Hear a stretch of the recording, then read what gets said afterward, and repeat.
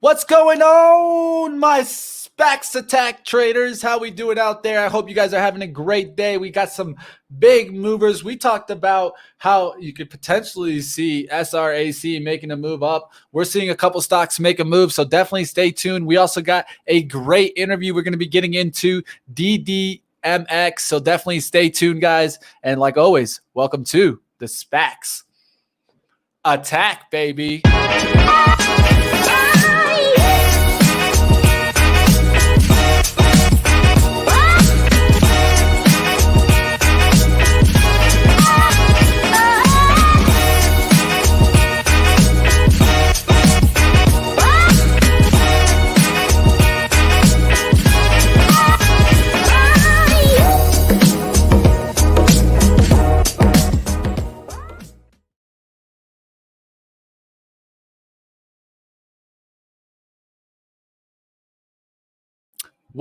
What up, guys? Yes.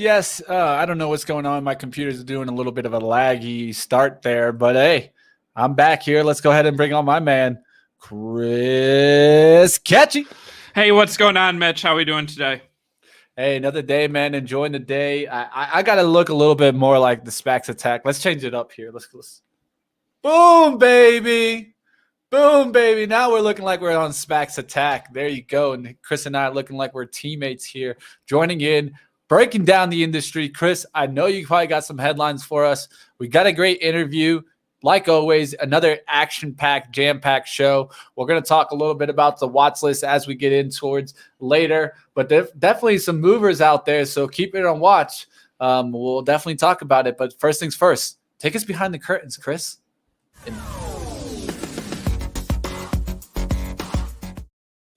All right. Yeah, lots going on out there.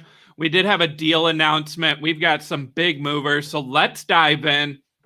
Up first, one of our movers, we have shares of Virgin Galactic trading down, SPCE. So Bank of America issuing a double downgrade from buy to underperform.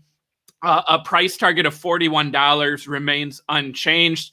So the note essentially calling out the company for valuation, saying lots of risk remain, and despite getting that FAA certification, the shares have rallied too much. So this isn't a big surprise, right? We saw shares, trade higher on that FAA certification.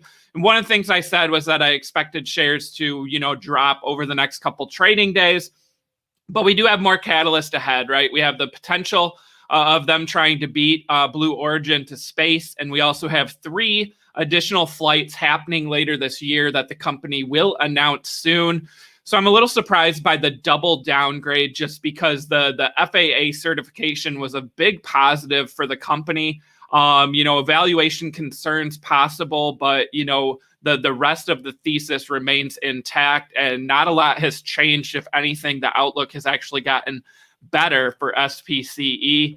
And then our big mover out there, also in the space sector, we have ASTS. So AST Space Mobile shares, Deutsche Bank initiating with a buy rating and a $35 price target. This is a big mover, right? We've got shares up 34% to $13. That $13 still significantly under that $35 price target. So some notes from the analyst, calling the picture for AST a attractive risk reward with a wide range of outcomes. So again, there is still risk for this 5G player from space. That price target of $35 is actually based on 4 model scenarios that the analyst ran. So under those 4 model scenarios, they came up with price targets of $0 all the way to $86. So 35, essentially the average of the 4 price targets. So as I said, there's a potential of $0 from this analyst and a potential of $86. So breaking down, they see competitive advantages for the company. And if ASTS can hit its EBITDA target of $1 billion by 2024, 620 million customers by 2030, the analyst just favors this one incredibly, positive going forward. ASTS going to bring broadband to unconnected parts of the world. One of the main notes from the analyst was talking about the wholesale business. So AST partners with mobile operators. So that includes Vodafone, AT&T, and Telefonica under a 50-50 revenue share model. So that's going to provide very high margins for AST. And those partnerships also have the potential to reach 1.3 billion paying customers, for some of those mobile operators. So phase one for the company is already fully funded. Vodafone and American Tower participating in the PIPE, and of course the SPAC deal providing financing. There is some concern, though, that phase two from 2023 to 2024, when we see the satellites actually launching, that AST could need some financing for that. So again, there's some concerns, but I mean, that $35 price target and that potential scenario of $86, I think is why shares are just absolutely rocketing today. And then this was also one that was mentioned on Reddit, right? The 5G from space. So I think it could see further momentum this week. We have FSR Fisker, Henrik Fisker, announcing on Twitter that the company has passed 17,000 reservations for the Fisker Ocean, their electric vehicle. Fisker's been, known to do that, to share some of those milestones. So not a big surprise here. They have been ramping up, some of their advertising and then getting some decent reservation numbers. We had two mergers approved yesterday. FCAC, that merger with ShareCare, will trade as SHCR. And then also CLII, the merger approved with EVgo. Shares will trade as EVGO. Both of those expected, I believe, on Friday of this week to change over. We talked recently about Chamath Palihapitiya launching 4 new biotech SPACs. It sounds like those have priced and will begin trading. So that is tickers DNAA, DNAB, DNAC, and DNAD. Each of them raising $220 million and include no warrants. So this is just going to be the units, each one covering a different segment. And then also, if you are a retail trader on SoFi, I believe you will have access to these early to put in allocation request. If anyone out there has a SoFi account, go ahead, let me know in the chat if you are able to, see these IPOs and possibly get an allocation. With these pricings, I just got to believe IPOD and IPOF are close to announcing a deal. Again, that's just based on the fact that otherwise he's going to have 6 SPACs out there looking for targets. And I think there would be some concern at that point that, he's not going to find some good deals. So I think IPOD, IPOF getting closer. One of the SPACs to watch, I've been calling out for a while, Proterra, PTRA, the electric bus company. So I saw on Twitter yesterday, the press secretary for Joe Biden told some reporters on the plane that some of the buses are being manufactured by Proterra, whose Greenville, South Carolina facility the president visited back in April. Again, there hasn't been a huge announcement yet, but I have to believe, that Proterra is going to get some deals. Also, the infrastructure bill allocated a bunch of money to that, and I just think Proterra, is going to win big from this when that announcement comes. One of our other big movers, we have SRAC, momentous, as Mitch, talked about at the start of the show. Shares rising on a valuation cut. So yesterday, there was a filing that showed that the momentous SPAC deal lowered the valuation from $1.13 billion to $566 million. They also extended the merger vote date to August 13th. So this is a company, again, high expectations, called the FedEx of space, last mile delivery, revenue, projections, huge backlog. But there's been some concerns, due to a SpaceX partnership, facing some concerns. Also, the resignation of the CEO over foreign control concerns from the government. So this one has taken a while to go through, and now we get the valuation cut, but shares moving higher in reaction to that. And then some other big movers yesterday. So HOL up 16%, RSVA up 8%, and SRAC up 5%. Both of our deals announced yesterday, TREB and FSII, both also up 1%. Then we turn to our deal announced this morning. This one was rumored by Bloomberg, not too long ago. This is Inspirato, a luxury travel subscription company going public, ticker TVAC. Public shareholders will own 13% of the company, valued at $1.1 billion in the deal. So Inspirato offers subscription-based plans for its customers. Launched this model in 2011. It includes 385 exclusively managed branded luxury vacation homes and over 500 five-star hotel partners. So those subscription plans include a pass plan that is $2,500 to enroll and $2,500 monthly. And then customers get unlimited, options throughout the month at those partnered and owned locations.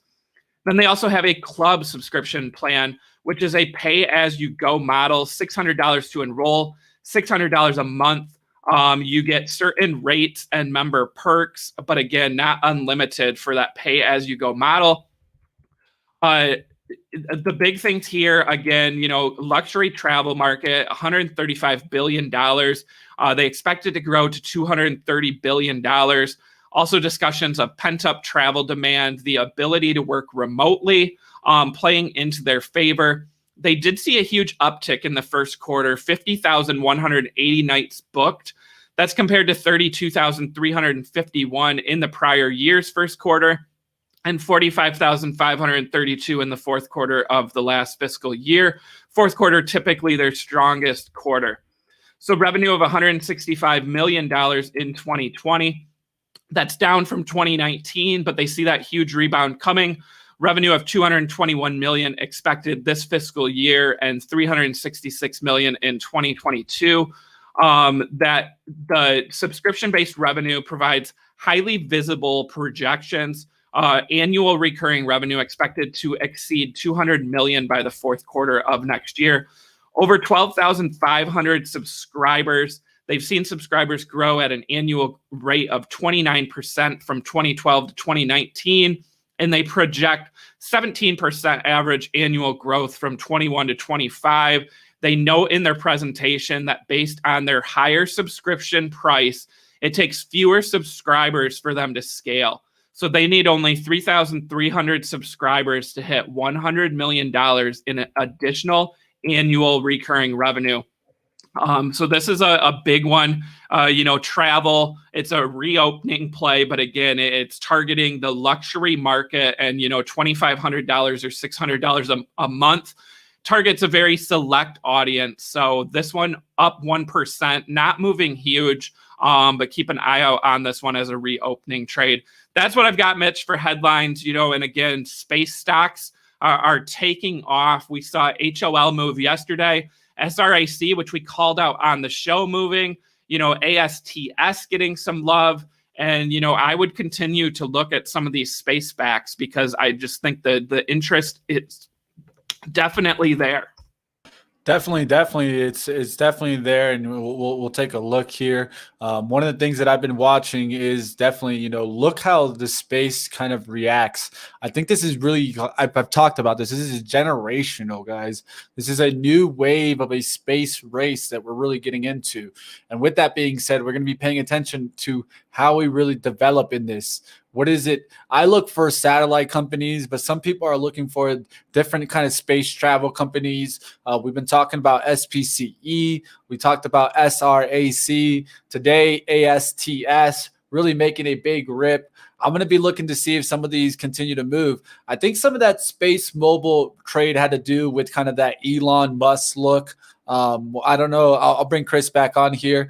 What do you think? Do you think that ASTS had something to do with, the talk of, Elon taking, what do they call it? So Starlink just passed mobile. They just passed a milestone for satellites. He's got big plans. So, ASTS, they have some competition, But that note from Deutsche Bank today, I mean, Mitch, the four scenarios, $0 to $86. I mean, talk about your risk reward, where the analyst flat out says, hey, this thing could go down to zero, or hey, if they hit all their points here, this thing could go to $86. And I mean, it was trading at, around that $10 level several times throughout the year. But these other space ones, yeah, someone mentioning in the chat, one of my favorites, GNPK. That's, the space infrastructure play, almost like a mini space ETF. That one's still trading under 11. I think it's 1030. That would be one I would look at. VACQ with Rocket Lab, crossed $11 today again, up 2.5%. I haven't looked what's SFPW. That's actually at $10. I mean, that looks attractive too, right? The satellite play there. NSH, another one, under $10. So there's a couple options out here of ones that haven't moved. The other thing, Mitch, we talked about with ASTS was it actually got added to the UFO ETF, the space peer play ETF. So they needed to accumulate, a large number of shares. And I talked to Andrew, the manager of that ETF, not too long ago. And one of the things he said was they will not add SPACs to the ETF until they've completed their de-SPACing. So as some of these companies de-SPAC, the next allocation, I think you're going to see them get added to this space ETF because they're peer plays in the industry. Definitely stick around for those guys. We got a lot to keep on watch. Like always, Chris and I will definitely keep on watch. Right as you guys see down below, we're definitely about to get into our interview where we go ahead and unlock some SPACs and get into in depth so that you guys can find out a story that you probably never heard of. And so this is exactly what we're going to do today. We're going to unlock this SPAC. So Chris, let's go ahead and get to everybody's favorite time when we unlock those SPACs.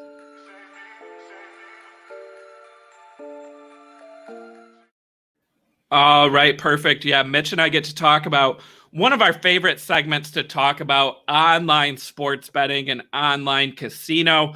Joining us on the show today, we have Martin Werner. He's the co-founding partner of DD3 Acquisition Corp. That ticker is DDMX. Company recently announced a SPAC merger with Codere Online, which will be the first publicly listed online gaming operator in Latin America. Welcome to SPACs Attack, Martin. Yeah, hi, Chris. Hi, Mitch. Happy to be with you guys. Definitely happy to have you on here. Good to have some Latin in here.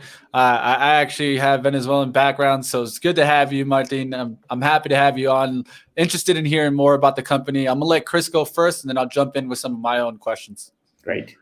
All right, so let's dive in. So before we jump into DDMX and Codere here, Martin, I'm wondering if you can give our viewers a brief background on yourself in the financial industry.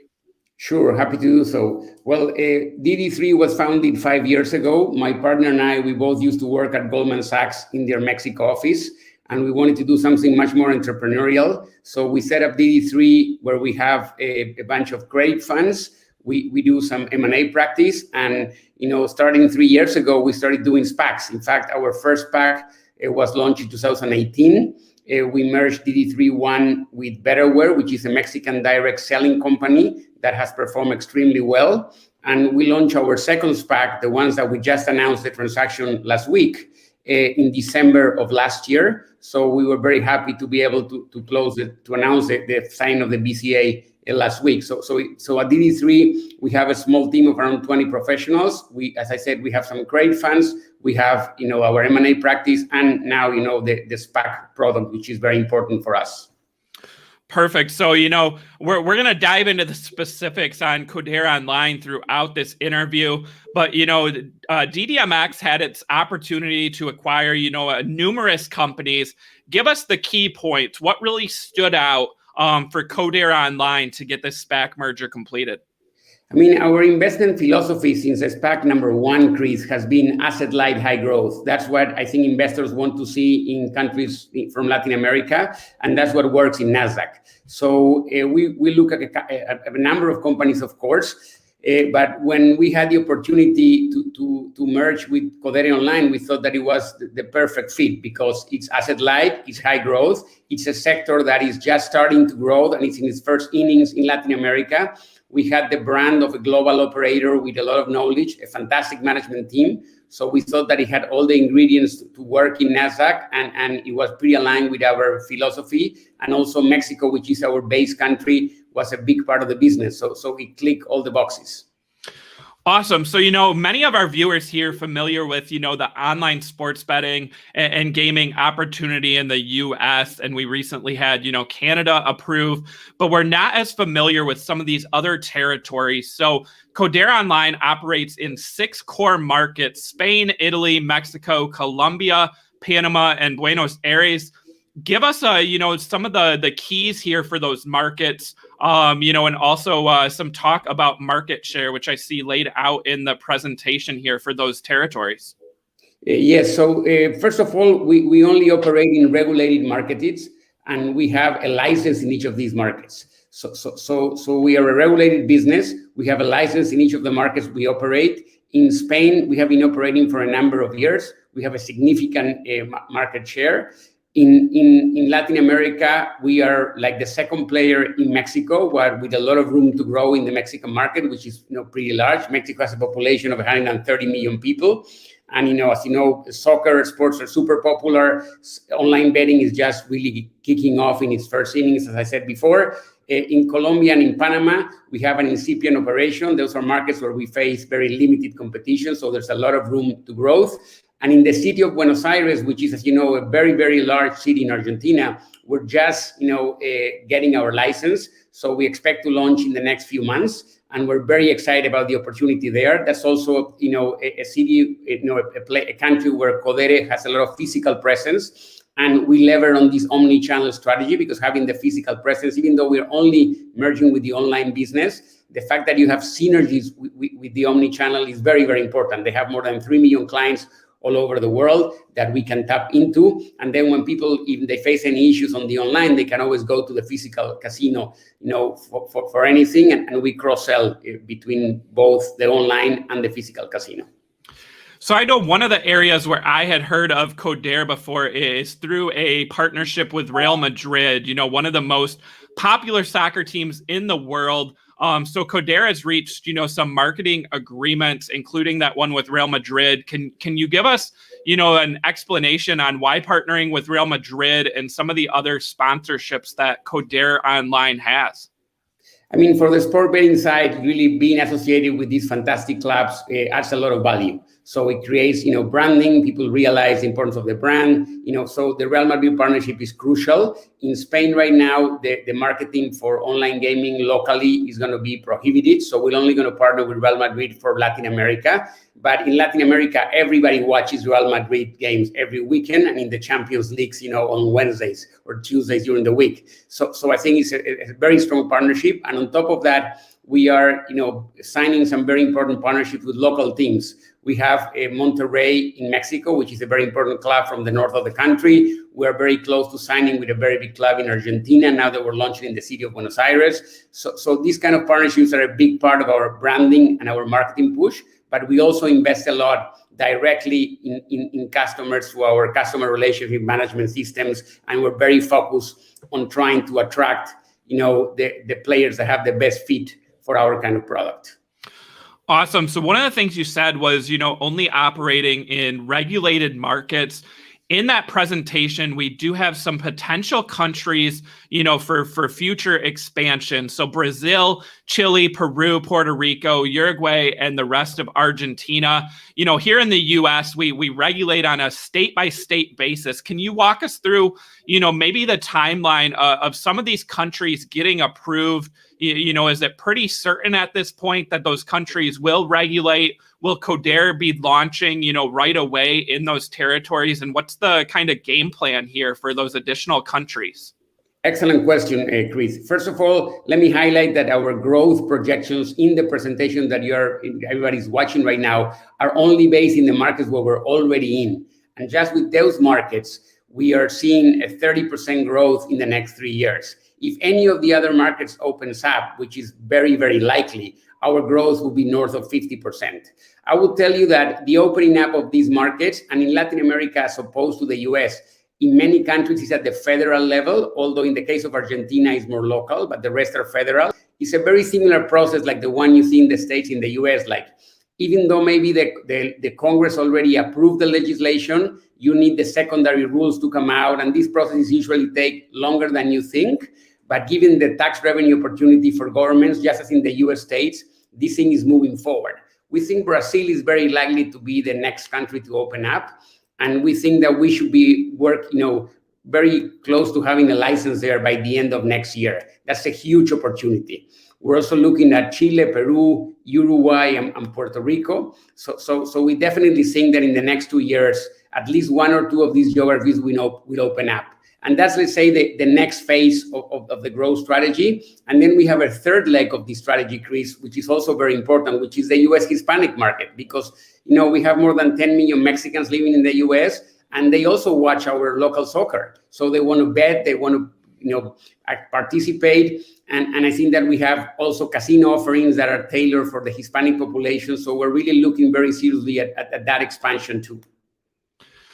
Perfect. Yeah, you already hit on my next question. That was one of the things that got me excited about this presentation. Knowing the U.S. market so well for online sports betting and casino. So going to target the 60 million, Hispanics in the U.S. Can you just talk a little bit? Will that be done, through the Codere brand? Is there, a plan to partner with a U.S. operator, and maybe the timeline of when we could see Codere really, growing in the U.S. market?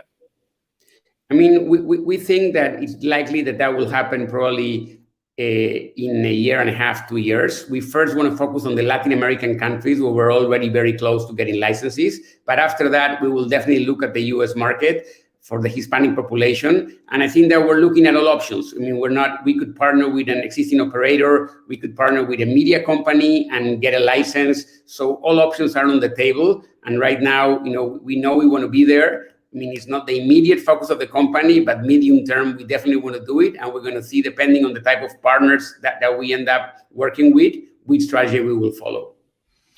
Awesome. So, you mentioned a little bit with the financial projections. So we have 108 million for fiscal 2021, growth rate of 34% from 2020 to 2023. So that those numbers you said are all based on existing markets. It looks like Spain and Mexico, make up the large portion.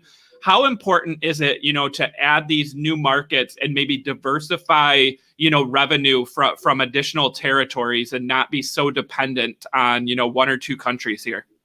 I think it's crucial. I think that Spain is a more mature market. Online gaming in Spain started in 2014 for us. So as most of European markets in that region, the gaming industry is more settled and more mature. So the growth rates are slightly lower, but they're really big markets. And we have a very good market share in Spain. I will tell you that in Latin America, there's a lot of growth in the industry. So even though Mexico today is very important, it will continue to be very important because we have a lot of room to grow. Our next competitor has close to 80% market share, and we're dying to eat into that. And then, Argentina is a huge country. There are soccer fanatics there. So we think that could be an excellent market for us, not only the city of Buenos Aires, which is where we already have a permit, but we think we're going to get a permit for the province of Buenos Aires, which is like greater New York. So it's huge in Argentina, all the outside of the city, where we have a lot of physical presence with casinos. And then, of course, Brazil is a huge opportunity. So we think that, when you look at our regional pie in 5 years, you'll still see, Spain and Mexico being important, but maybe 40% of the business, or close to 50, could be coming from new geographies, some where we already are and some that are going to open up. Awesome. So, you mentioned competition a little bit there. So it looks like mostly, some of these European companies are the main competitors in those markets. Can you just talk a little bit about who you may see as your biggest competitors and how you plan on, taking market share from them in some of these territories? Well, it's I mean, as in any business, there is competition, but it's much less so than what you see today in the US, no? So in that sense, it's a limited competition environment. We have a big local player that we compete with in Mexico. We have a few others in other geographies. But I think that our key, strategy is really the quality of the product, both on the sports betting side and the casino experience, the quality of our technology. The tech team is based in Israel. It has more than 20 years of experience in the industry. And also the way we manage our clients. The customer relationship management is key in this industry, and we have some of the best people doing that. So we feel really confident that the combination of the quality of the team, the strength of the product, the strength of the brand, the omni-channel strategy can really deliver the growth and the profitability. Awesome. And then one more question from me before I turn it over to Mitch with some questions. Obviously with this SPAC merger, there's going to be some money put into Codere. Is there plans for, mergers and acquisitions, or is the financing here and the SPAC deal really all about, just growing those current territories and maybe some of the other territories that will be coming, rather than maybe growing through acquisition? I think that the short-term focus, Chris, is really organic growth and new territories. I think that we have a lot of room to grow right now. And I think that, once with the resources that we'll get from the de-SPACing, I think that the company will be more than ready to compete aggressively in these markets and also to have the capital to enter some of the new markets. So we really want to dominate Latin America in online gaming, and that's really the focus. So quality of the product, the technology, and the marketing effort. All right, I'm going to go ahead and jump in here now. Some of the things that I want to talk about is going to be mainly towards, first, let's go into some benchmarking, and then I'll go into more of technology. I'm a sports bettor myself, so I'll definitely get into some of that. Let's have some fun. Let's talk a little bit about some comparable company benchmarking here. So on slide 9 here on the presentation, and I'll definitely put it up in the chat for you guys to follow along also. So slide 9 really shows that the evaluation here trading at the company valuation at 2.3 times the estimated revenue here at 2022. When you look at some other competitors, like let's say DraftKings, you could look at Wynn Resorts, Golden Nugget here, on average trading about over 5.1%. So definitely, how are you guys able to accomplish this kind of a discount valuation, and how does this really make it attractive to the investor out there? I mean, we think the valuation is the right one. We think that there's a lot of room to grow. And I think that, we always tell our partners is that we want to grow with them and we want the market to capitalize on that growth significantly. So I think that as we execute and we show the market that we can deliver the growth that we promise and hopefully more, I think that hopefully we'll see, the multiples align more with the industry. But I think that it's better to kind of go with a conservative multiple and then grow that multiple and grow the company together with investors in the market. That's the way we did it with SPAC number 1. That's our philosophy, and that's the way we want to do it with SPAC number 2. Yeah, definitely. I think there's an opportunity out there. One of the things mentioned here is the adoption of online technologies in Latin America. And I think you're dead on about this. This is something that, yes, it has caught on massively, let's say in the United States, but is just starting to get really big in kind of Latin America and South America. And I think that you're going to see continuously trend. I mean, you can see here kind of the adoption rates really kind of picking up, especially in kind of that smartphone. And I think this is really what is needed kind of to drive your business, right? And so, Martin, what are you thinking? Are you guys continuing to see these adoption rates in Latin America? I think that's part of why the opportunity right now is so enticing. Because we're really, everything is ramping up. Like, smartphone penetration is going from 50 to 100%. And at the same time, e-commerce is really booming in Latin America today. I think that Brazil and Argentina are further ahead of Mexico, but Mexico is catching up rapidly. So it's all part of this trend where you do most of your activities online and basically on your phone. And sports betting and gaming should be one of them, and it is. No, so I think that's why I think that the growth of this business in the next 5-10 years could be 10 times. No. Definitely. And one of the things that I use a lot of sports betting. And so a lot of the questions that I have is towards more of the customer acquisition strategy. And so can you explain me more of how you guys approach this in your company? One of the things that I'd mentioned is like naming, I don't got to go into specifics, but there's other companies that are more than willing to go a little bit further into, let's say, bonuses, giving out free money. But of course, that goes ahead and hits on that customer acquisition strategy. So explain me, how do you guys approach this in your company? I mean, I think that you hit on the right spot. I think this is part of the secret sauce of the company. The team that does this has been doing this, as I said, for more than 20 years. So we try to be conservative. We want to attract those high rollers, but we want to do it with the right bonuses and don't overextend ourselves. So that's what we do. We have invested a lot in the whole CRM machinery. We have a whole team that's focused on that all the time, and we monitor that very, very closely. But we try to be very conservative with the marketing effort and do not go overboard, because we're very, very focused on return on our cash. Definitely. Now I'll just point out to some highlights here. So 450,000 player registrations, 150 times first-time depositors. These are the kind of numbers that I'm going to continue to watch as your company continues building in the next couple of years. These are really the kind of things that we really kind of focus on, that conversion rate in the sports industry and the gaming industry. So you guys out there, investors, these are the kind of numbers that I definitely pay attention to. And how are you guys able to achieve kind of this? Did you guys just come out? When did the app really first come out?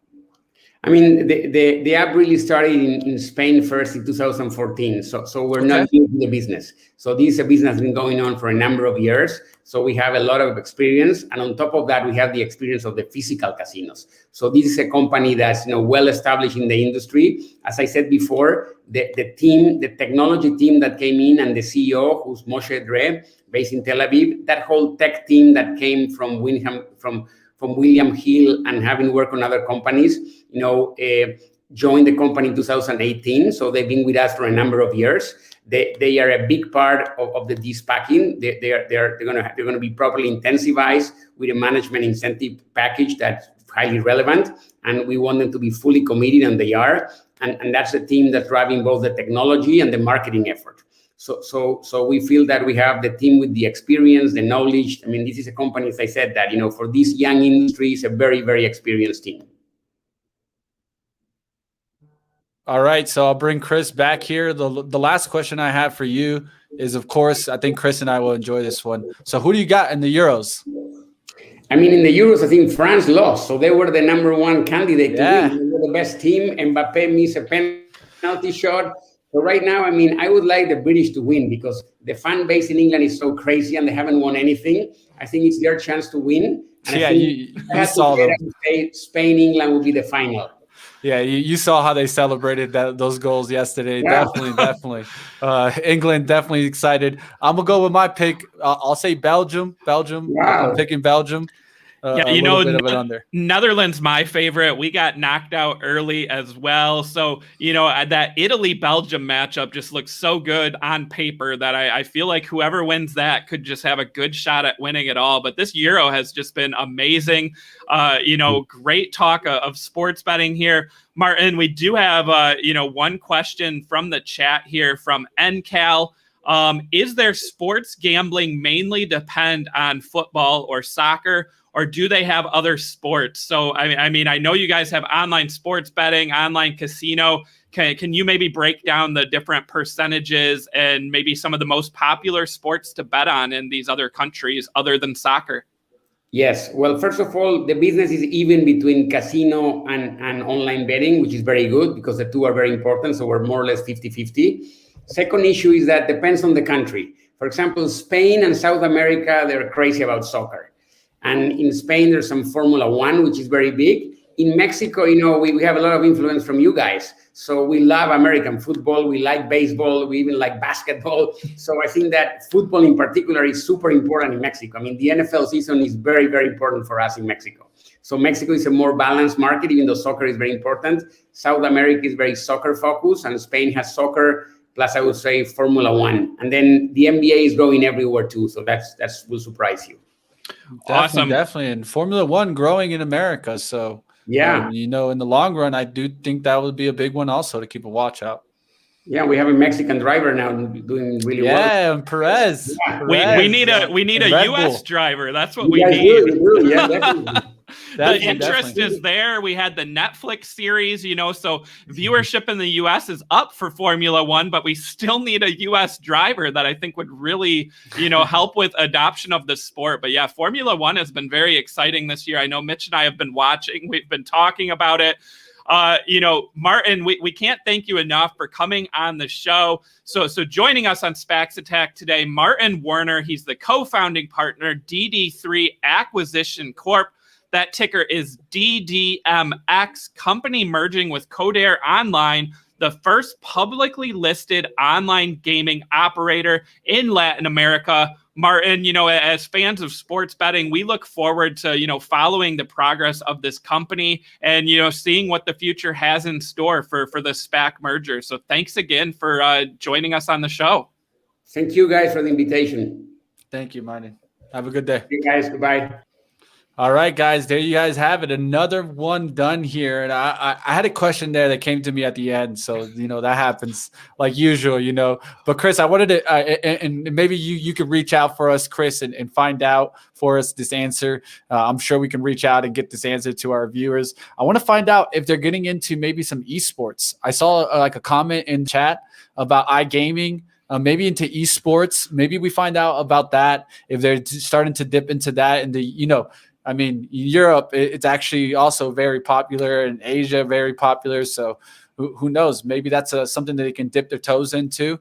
We'll definitely, I think Chris will reach out and try to get us an answer on that. Yeah, Mitch, that's a great question. I really liked that question at the end. And, NCAL talking, brought up that point. Soccer obviously huge in some of these markets. But, to hear him say, Formula One, American football, NBA, baseball, like the sports betting is global, right? Which is what makes one of these companies like Codere, so attractive, I feel like, because it's going to be a pure play on some of these countries. Right now you have the operators where you can get exposure to certain states. Here you have Codere where you're going to have exposure to, full countries, with growing mobile usage, which I think just grows the TAM. The other thing, Mitch, I thought was real interesting was, the presentation talks about some of these, countries like Brazil, that will regulate in the future. None of that is priced into the projections, so I almost feel like it's conservative at this point, to really just base the projections on the regulated territories. But there could be immediate upside, as some of these other countries regulate, kind of like when, U.S. states start regulating and you see the sports betting stocks go up. What happens when, Brazil announces that they're going to legalize? Does DDMX immediately go up? I think that's the story to watch in the future. Yeah, and like I always say, Chris, I don't think I've said a line more often than this line. As state by states come into legal, you will see the revenues also follow. This is why I like the sports betting industry, really, guys, is because at the end of the day, yes, we can look at a TAM right now, right? And that's the opportunity market, right? But the opportunity market just keeps getting bigger and bigger. And so that's why I like it. At the end of the day, it's like having a pie and then you're trying to fight for that pie, right? You're trying to fight for a slice. And all of a sudden, 2 months down, and the pie just gets bigger. So now we're just fighting for a bigger pie and a bigger pie and a bigger pie. And to me, I think, Chris, this is why I get excited. Things like this, 2023, California. How big could it be if California was legal? You know how many people there is there? Just even in the Hispanic population in Southern California, you could focus in there and probably even be more concentrated in Southern California. But 15.3 million people in the Hispanic community that could be possibly jumping onto this platform. And also, just as a case, overall, California, how much population is there? Those are the kind of things that I'm looking for in the industry. Texas 2022, Florida 2023. I think they're going to beat that number. Yeah, Florida could be earlier than that. I think for sure. Yeah, I think that's going to happen. And if it doesn't happen at the end of this year, I could see it happening early next year. Definitely keep your eyes on that one. Arizona's already like kind of on that transition right now. I did see some of them get licensed. Some people already setting up to build on there. Illinois live, New Jersey live, Colorado live. I loved it. I really do. Honestly, if I was still living in Florida, I would feel left out. So definitely, I always have friends that talk about it. They're feeling a little bit left out because they can't do these bets. They got to look at some other kind of places, but we're not going to get into all that. But definitely, what do you think, Chris? I mean, how many states are coming in? The revenue state by state. Where are you seeing the industry overall? Yeah, Mitch, while we're talking, that slide you had, that was one of my questions I really wanted to ask, right? Was the plan of targeting the Hispanic market in the U.S. And, he said they could go either way, but I got to think, with so many operators already in the U.S., I think Codere would have a good opportunity to partner with a U.S. operator and really try to target the Hispanic market. Otherwise they can launch their own product here. But, again, there's so many operators that I would worry a little bit about, market share and it getting lost. But they do have that partnership with Real Madrid. They've got lots of soccer fans here in the U.S. So I think U.S. expansion for them, even if they only go after that Hispanic market, is a huge growth item in the future, as you showed, those different states. So, that pie, Mitch, I remember years ago when that pie of, online sports betting was, a couple $1 billion, right? And it very was like, small, no one's gonna bet online. None of these media companies are going to talk about sports betting on air. And now you have betting shows on, on ESPN, on Fox, on all these operators, and the pie just keeps growing. And that's just the U.S. And then you talk about, now Canada legalizing. You've got Mexico legalized already. And you've got a company like Codere, launching in other countries. Like the global scale just keeps getting bigger. And, there's room for lots of operators here, which is what makes Codere so attractive, to me, especially after this interview today. I was impressed. Definitely something we're going to keep on watch. And just to give a shout out there, Jordan, I'm pushing for you, man. Saying he's talking about iRacing. He's saying he's trying to get up towards that Formula One car with them stock profits. You might need an AMC, but hey, I won't blame you, Jordan.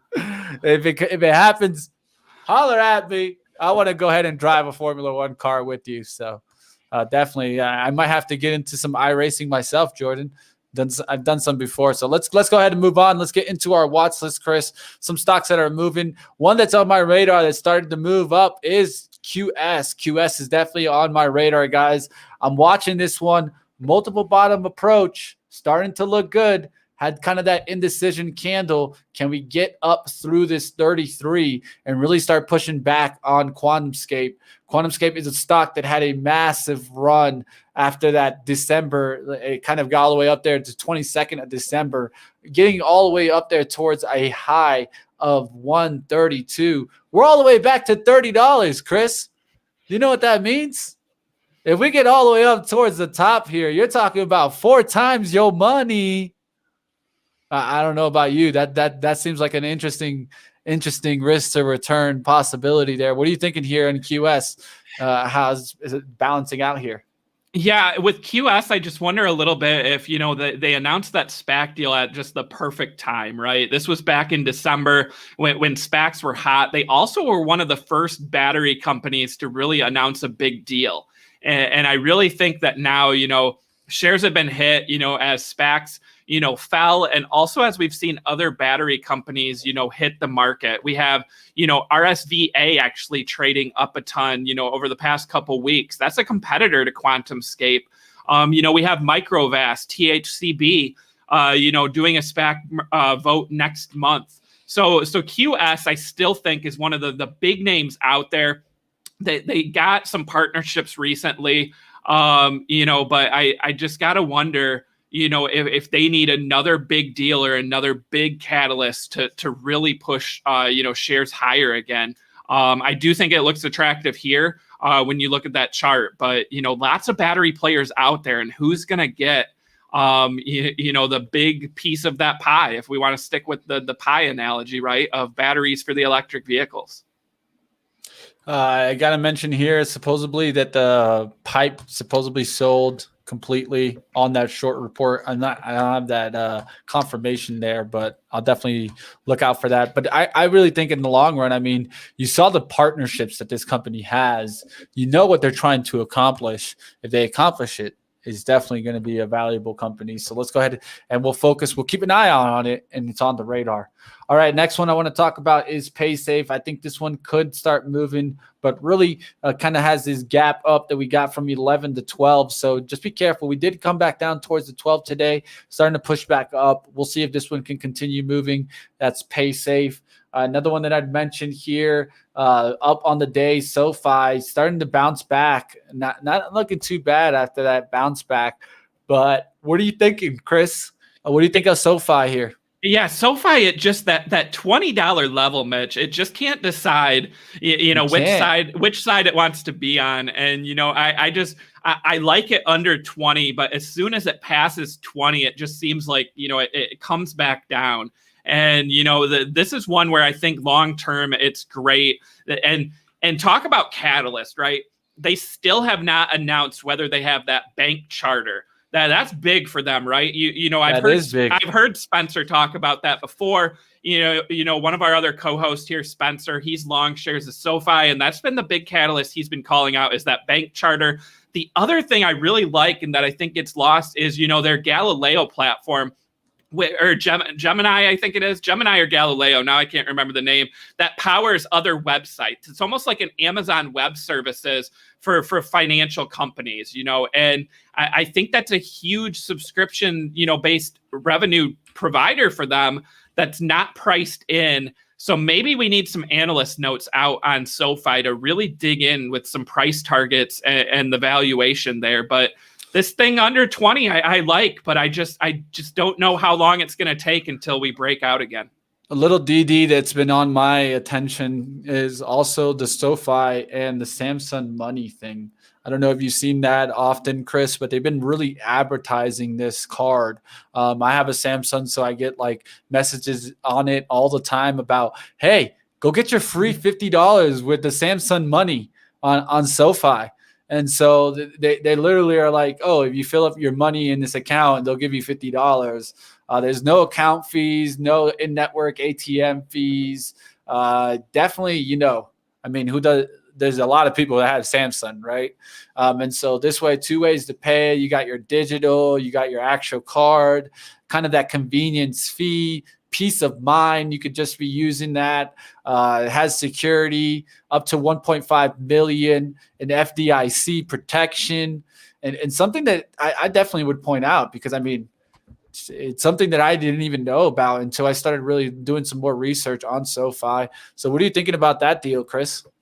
Yeah, that's a great deal. And then also, Mitch, as I said, SoFi allowing, its users to buy into those Chamath biotech SPACs early. That's been something these brokers have really been trying to do. I know I get, alerts from Webull, from Robinhood, this company's IPO is available, if you want to allocate for shares. SoFi, obviously with their partnership with Chamath, got the exclusive on these 4 biotech SPACs. And then, we also have the Robinhood IPO coming up, right? So when we get the valuation set for Robinhood, you can start making the comparisons there a little bit to SoFi. But SoFi just has so many other businesses, as you showed with that card, great partnerships. But that banking charter, unless if it comes out that they, got turned down for this banking charter, I just feel like, we're kind of at a floor here, and shares are really going to take off on that announcement of the bank charter. So, again, it's not guaranteed, but I really feel like it's coming. Definitely check it out, guys. SoFi really does have a lot of products. Just look at this sheet.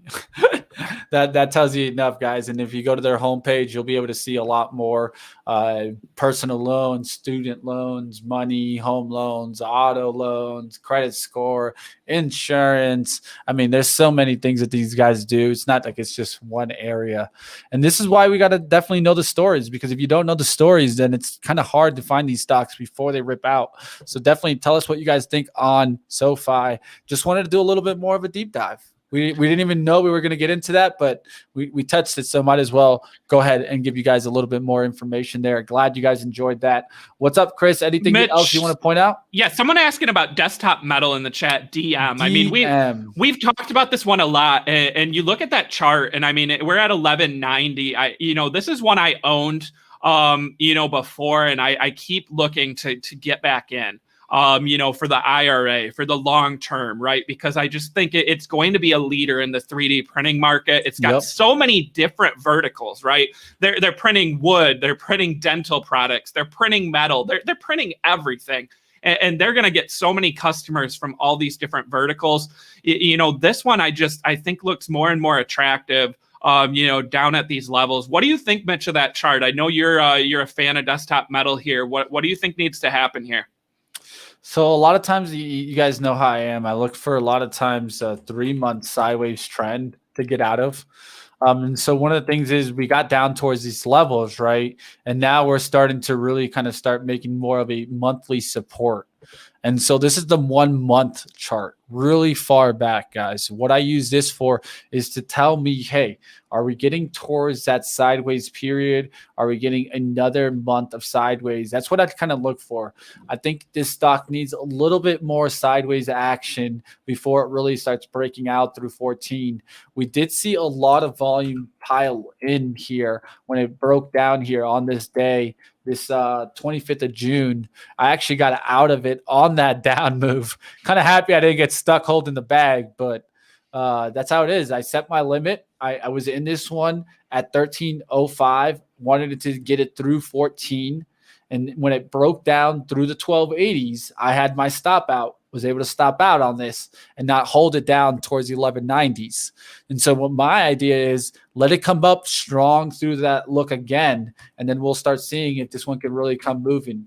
The weekly has a couple of weeks sideways, so we just need a couple more sideways weeks, and I think we're going to start seeing a turnaround in trend in this one. One of the things that I would point out is, right, what spiked it, right? The volume, right? That volume spike here. Now look how all that volume is starting to build here. There's a reason why that volume is starting to build here. They're building up positions. I think this is a bigger trader, probably an institutional trader trying to build a position. And that might have been why I got knocked down there. It could have been a big order size that got filled, and then it actually knocked the stock back down because it just took too much sizing there, and none of the volume came in after that order. So it's probably maybe one big order that knocked it down, and now we'll see if it gets scooped up. A lot of volume starting to get scooped here, and that's what I'd point out for sure. Look at this. Look at these last 3 weeks. 35 million shares traded. 27 million shares traded, and then 43 million shares traded, when on average this one trades on weekly 16 million to about maximum, I would say about 20 million. So definitely relative volume getting better, but it needs to build and build until it gets that turnaround look. Mitch, let's do MUDs for the last one today. I know this is one we've been talking about, throughout the week, ever since they announced the deal. This one getting a nice move today. Mitch has been calling out that, if Topps announces, that next pack series, we've got the MLB All-Star game coming up. There's a couple catalysts here, for Topps. And this is one where I really think we could start to see it move higher. But as Mitch said, volume, it looks like volume, really needs to pick up there. But I'm a big fan of MUDs. This is another one. I used to own some call options on this.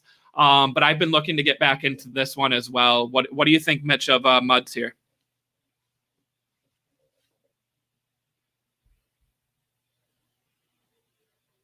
Oh, maybe I lost Mitch. It looks like I lost Mitch.